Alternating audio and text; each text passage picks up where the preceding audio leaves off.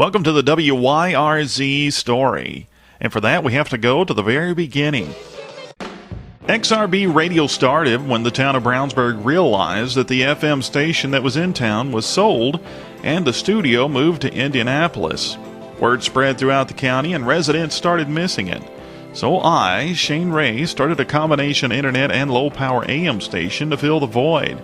The station was called Radio Brownsburg, or XRB, and carried oldies music, local news, high school sports, and locally produced programs.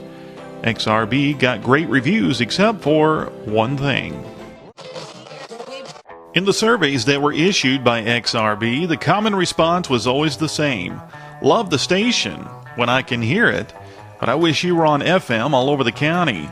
And that's been going on for almost 6 years. XRB has its loyal listeners who listen on the internet or on 1610 AM in the heart of Brownsburg. But for others, it just has to be on FM. So we waited years for the FCC, the Federal Communications Commission, to start taking applications for a new FM license. In November of 2013, the FCC opened a 2-week window to submit applications for new FM license. But there were conditions. A, the license could only be owned by a nonprofit entity. B, the power output could only be 100 watts or less. C, the station could not do any advertising. Instead, it would have to do underwriting announcements on the air. Well, we decided to go for it. And on February 3rd, 2014, we received our permit to construct a 100-watt FM radio station in the town of Brownsburg. We chose the call letters WYRZ. Then, the real work began. A nonprofit or non-commercial radio station, as it's called, gets its funding from listener support, like PBS, for example. That's why you often hear them ask for donations to stay on the air and provide quality programming.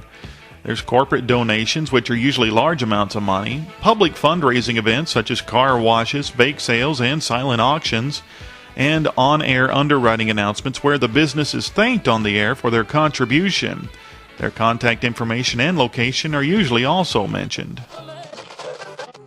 These donations go to buy items that are needed for the radio station, such as a tower, town permits, studio equipment, transmitter, antenna, music royalties, technicians, and, well, the list goes on and on.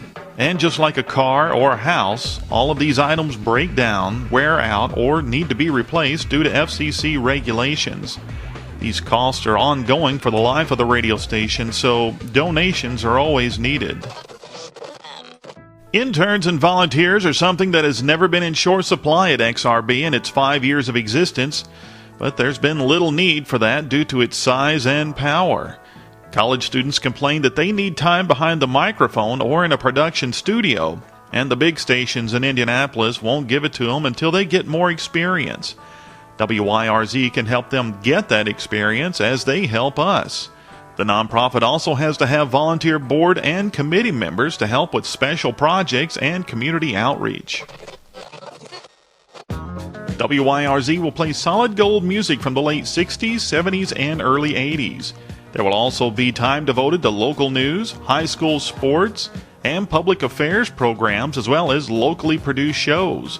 The station will broadcast in stereo on 98.9 on the FM dial 24 hours a day. All of this will make WYRZ the FM voice of Hendricks County. And like the call letters say, it's yours, Hendricks County. Take ownership and give yourself a voice.